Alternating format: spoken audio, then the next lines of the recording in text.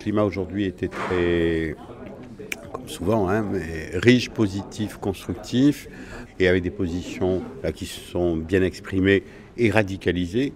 Et on voit parfaitement les lignes de divergence ou de fracture possibles sur la vision qu'il faut avoir pour le futur. Le déterminant santé est en train de se focaliser de façon assez unanime dans le groupe pour dire qu'on doit s'inscrire dans une démarche de prévention qui est très forte, très révolutionnaire et qui va s'inclure dans une politique de gestion prévisionnelle des risques environnementaux ou autres, en acceptant la diversité du vivant, comme il y a une biodiversité de l'environnement. Donc tout ça à partir de propositions qui sont en train de s'affirmer de façon transversale. Donc, je peux donner déjà quelques principes transversaux. C'est un investissement pour le futur.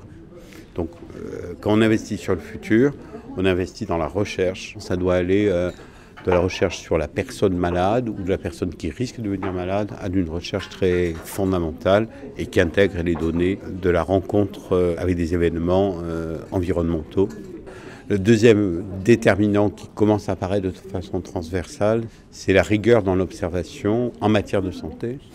C'est pas facile à réaliser, mais ça fera peut-être partie, si c'est consensuel, d'un bon investissement sur le futur. La troisième chose, c'est un peu le fondement de notre groupe, c'est la santé et donc l'analyse bénéfice-risque. Avec une démocratisation, on ne peut pas concentrer uniquement des agences d'expertise ou de l'administration sans que le mouvement associatif ou les citoyens soient présents. Voilà, donc on est assez prêt pour notre prochaine réunion qui est de validation, qui va arriver à des propositions synthétiques.